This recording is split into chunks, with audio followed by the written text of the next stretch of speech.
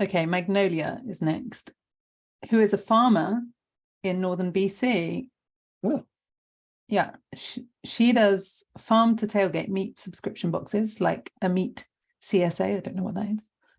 Maybe you do. Community supported agriculture. I have been focusing on sales in the Lower Mainland, where I have a lot of community. I'm launching monthly subscription boxes in Prince George, much closer to me, but I have no community there at the end of the month. Oh, again, this is now out of date. Let's know how you got on, but have had very little interest. I guess the short version is, how do I switch from marketing to friends to marketing to strangers and connecting with them in the first place? How can I leverage the following I already have on Instagram, etc., without coming off as pushy or desperate? Farming's so hard and summer is insanely expensive. I really need some sales this month. Okay. And then she shares her website saying, is the website too confused? I guess this is too much. You're not going to get onto this, but she's asking for feedback on the website. Yeah. Okay. So what's this woman's name? Magnolia. Okay. Well, Magnolia, hello from Duncan. Thank you for the work that you're doing as a farmer. So needed in the world. So this comes a little late, but you know, it's you probably need the advice more now than you did then. So let's dig into this. I've got an approach that will probably help. There are a few quick things. One is the additional wrinkle that Magnolia didn't name is when you're new to a community. If your way of saying hello to that community is shameless self-promotion, it can turn people off. Like, who's this Johnny come lately? Who's this new person who's coming in? And you know, so there's that to deal with too, that you're new. So here's what I would do if I was doing local work and I moved to a new community. The most important thing I'd want to be doing is connecting with hubs. I'd be thinking about, okay, who are the people I'm trying to reach and who are they connected to? Bless you. And I'd be mapping them out. So who are the kinds of people? Now, at one level, we think, okay, so there's other farmers and farmers who sell other things. That's true. There's people who shop at the farmer's market, but you might also have a certain crowd. For example, your people might be more right-wing, might be more left-wing. There could be political things. They could be into these topics or those topics. They might be, you want to really get clear about who would be your dream clients, who would be your ideal clients, and then where do they hang out? Because, for example, if your people tend to be, you know, I don't know, yeah, more right-wing hunters and they're just in that crowd, there might be different hubs locally for them than for the left-wing crowd who would reach them. Okay, but first thing is just map it out. Start asking around, figure out who's who in the community. You really want to get a lay of the land, number one. Number two, you might start reaching out to some of those people to go for lunch, just to meet them, introduce yourself. But third is this idea of hosting a hubs gathering. So, you know, I'll give an example of this. There was a woman who just moved to North Vancouver, and she did gluten-free vegan desserts. How do I introduce myself to this community?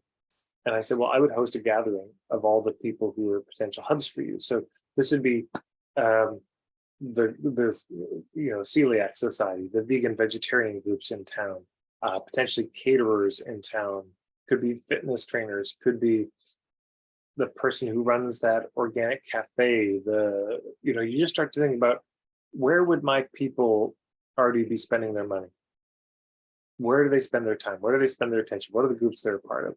And I said, I'd bring those people together and cater it and feed them all your food. But just say, look, I'm new to town. I wanted to meet people. And, you know, it just seems to make sense that we should all know each other, because we're all helping people with dietary, kind of specific dietary things, and we're trying to be healthier. and I can't do everything, and I'm probably gonna, people will want catering, and I don't do that, so I, I need to refer. I just thought it'd be good for us to meet each other, anyways. So host a gathering or two like that, and because then in that one move, you've met all these hubs, and from there you can, first of all, just from there, there's going to be word of mouth about you, but from there also there may be some partnerships, because the thing is, somebody already has a list with your people on it. Somebody already has a list of emails of names. They've got a festival, an event, a gathering, a cafe, where all your people already go.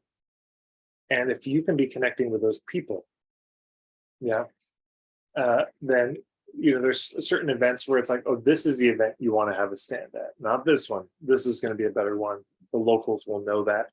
Oh yeah, I could email, because there might be somebody who could email their list about your boxes, and they can do it on your behalf. So instead of thinking about trying to find customers one at a time, we think about, how do I build relationships with people who could bring in multiple customers? It could be long-term sources of customers. And then, of course, hosting events on your farm, huge. That's one of the old reliables.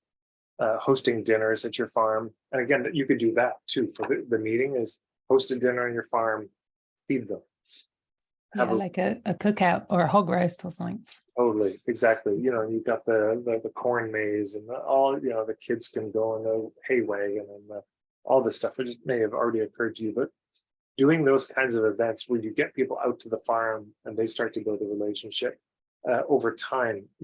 That's if you do an event at least once a year on your farm for your customers, that's huge. That does a lot to have them be loyal and want to come back. So there's stuff about getting them in, and there's stuff about keeping them loyal. Also, cannot not recommend marketingforfarmers.com. Her name is Kendall. She's on Instagram, just at Marketing for Farmers. She specializes in this. She's in the Lower Mainland BC. So if you don't already know about her, she's in your geography, and she could help a lot. She's got a lot of good things to say. That's what I have to say about that. Amazing. Good luck, Magnolia. Oh, and the last thing is, if you go to my website, let me actually just pull this up. Let's see. So if we go to marketing.com. So just for everybody, there's a bunch of free stuff on my website. One of the free things is some of my best articles. If you go to the best articles and scroll down, you will see there is Marketing for Farmers here. Mm-hmm. And if you open that, you'll see some of my best articles around farmers. Now, there's this one here, Farmers Market Marketing Series Final Thoughts. And this one has a link to a bunch of articles that I did. So instead of listing them all, they're just all here. This you can see, ideas on social media, 76 real world examples of farmers using social media, 3 big ideas on your booth, how to engage customers at your booth. There's all this stuff for farmers there.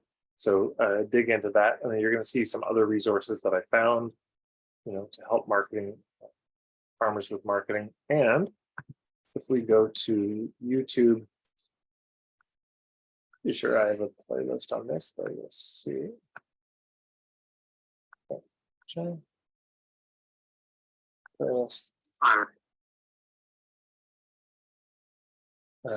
see, I think there may be something for farmers here, or permaculture types.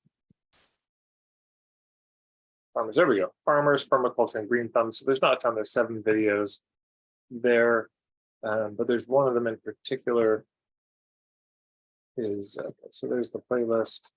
Well, hello there, Grace. So yeah, all these videos would probably be of interest and of use. There we go.